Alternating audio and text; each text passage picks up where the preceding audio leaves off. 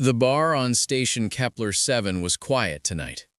Captain Reed Kavanaugh sat with his crew at a corner table, nursing a drink he barely tasted. Outside the viewport, distant stars glowed like frozen diamonds against the black. His navigator, Lena Ortiz, laughed at something engineer Jiro Tanaka said.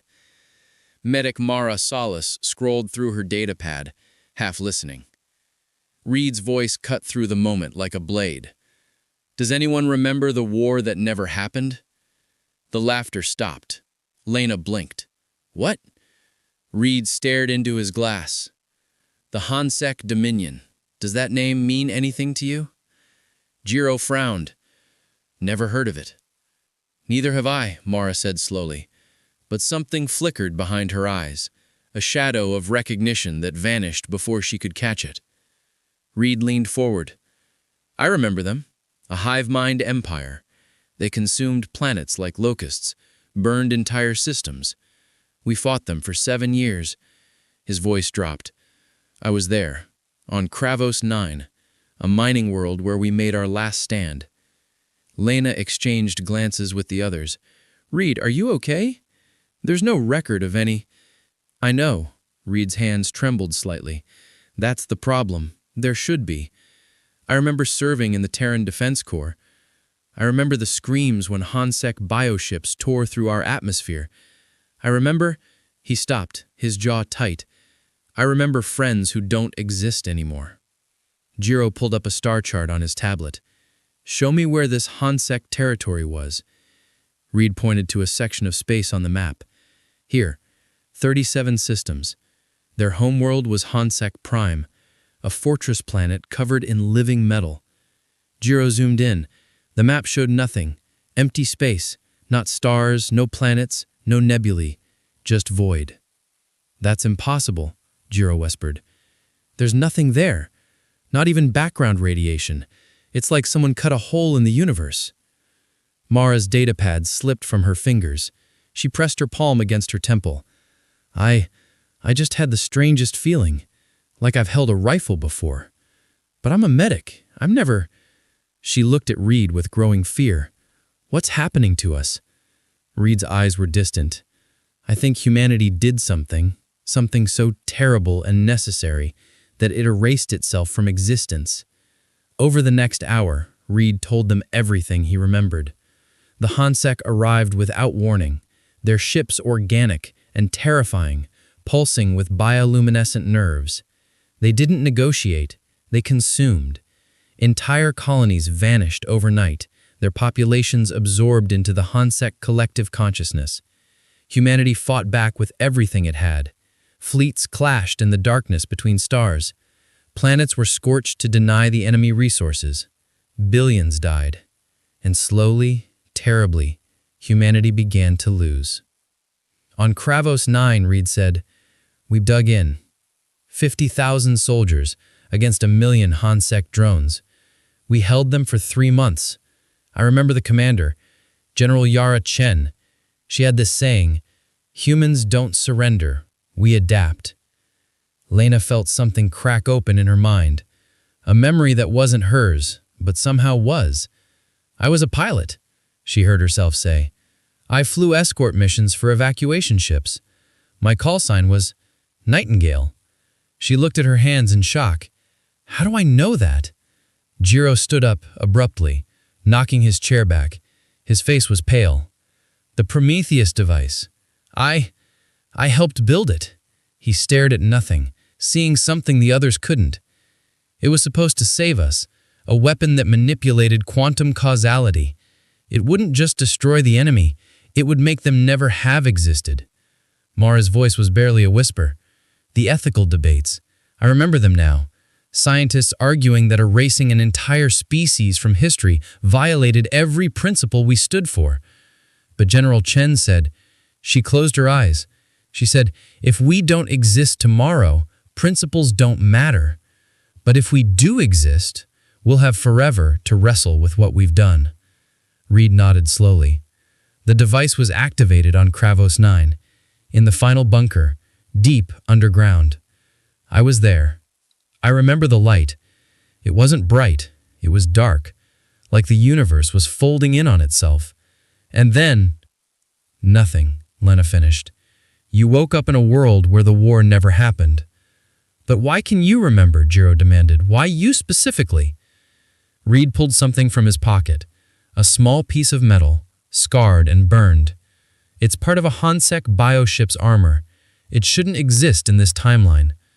I think, he hesitated, I think I was at ground zero when the device activated. Maybe some of us who were closest to it retained fragments, ghosts of the original timeline. Mara stood up and walked to the viewport. Beyond the glass, the stars shone peacefully. No war, no fleets burning, no screaming. If this is true, then humanity committed genocide and then erased it from history. We made ourselves forget our own crime. Or our sacrifice, Reed said quietly. The Hansek gave us no choice. It was them or every living thing in our galaxy. We chose survival, and then we chose to carry the weight alone, in the shadows of memory, so that future generations could live without that burden. Lena looked at each of them. So what do we do? Forget? Pretend this conversation never happened? Reed picked up the piece of alien metal. It gleamed dully in the bar's low light. Or we remember. We dig deeper. We find out what really happened and why. Because if humanity was willing to erase an entire species and then erase our own memory of doing it, he met their eyes, then maybe there's a reason the memories are coming back now. Outside, in the empty void where 37 stars should have been, something impossible stirred in the darkness. 3 weeks later, the crew of the Horizon's Edge stood before the Galactic Council on Station Concordia Prime. Getting this audience had been nearly impossible. Convincing anyone to listen to a story about a war that never happened was harder still. But Reed had found something. Deep in restricted human archives, buried under 7 layers of classified encryption, a file called Project Prometheus, Final Testament. Now, in the grand chamber where a dozen alien species sat in judgment, Reed activated a holographic display. The council watched in silence as data streams filled the air, fragmentary records, corrupted video feeds, mathematical proofs of temporal manipulation. Ambassador Kelrix of the Thon Confederacy leaned forward, his crystalline body refracting the light into rainbows. Captain Kavanaugh, you're asking us to believe that humanity fought and won a war against an empire that doesn't exist, using a weapon that violated the fundamental laws of causality? I'm asking you to look at the evidence, Reed replied calmly. There's a void in space where 37 star systems should be. Your own astronomical surveys confirm it. No natural phenomenon explains it. Many things in the universe are unexplained, Kelrix countered. That doesn't mean... I remember them. The voice came from the back of the chamber. An elderly human woman stepped forward. Admiral Helena Voss, retired, her uniform bearing decorations from wars the records barely mentioned.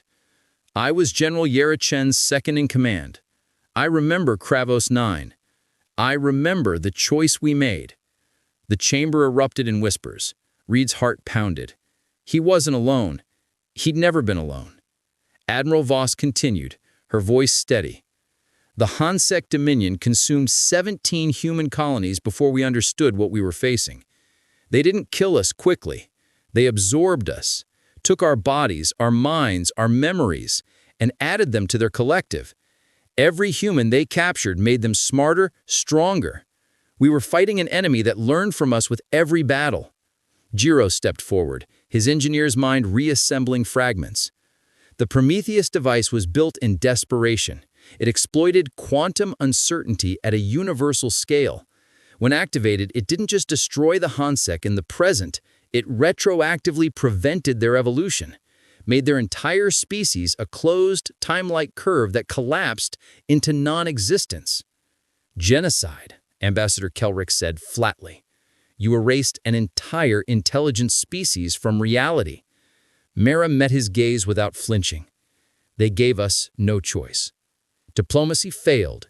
Surrender meant extinction, or worse, eternal slavery as parts of their hive mind.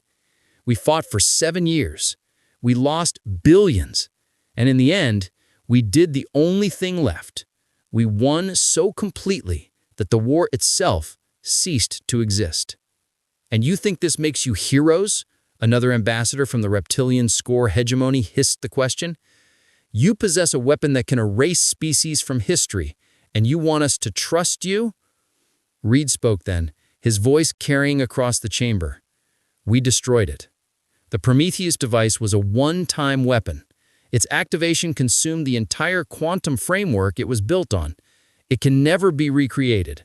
We made sure of that because we knew, we've always known, that such power is too terrible for anyone to possess. Then why tell us now? If the war never happened, if the weapon is gone, why reveal this? Admiral Voss pulled up another hologram. It showed gravitational readings, temporal distortions, reality fractures appearing in the empty void where the handsec had been. Because the erasure is failing. The universe is trying to heal the wound we made. And if it succeeds, she looked at them all gravely, the NSEC will return. Not as they were, but as something worse. A species that remembers being erased, that knows we're capable of ultimate weapons, and that will show no mercy. The chamber fell silent. Lena stood beside Reed.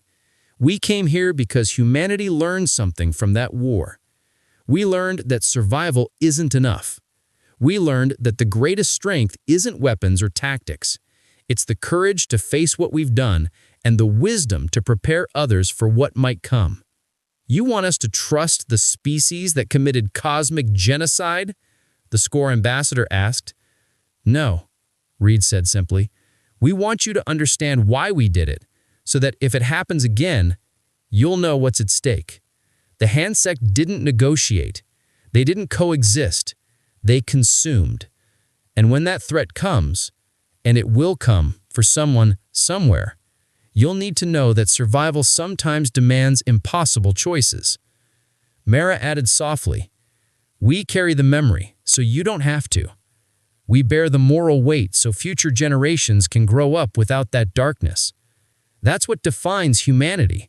Not that we never fall, but that we choose to remember our falls, to learn from them, to warn others. Ambassador Kelrix was quiet for a long moment. Finally, he spoke. The council will consider your testimony, but answer me this, Captain. Do you believe you were right to use the Prometheus device?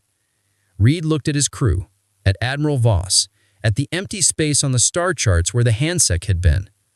I believe we had no other choice.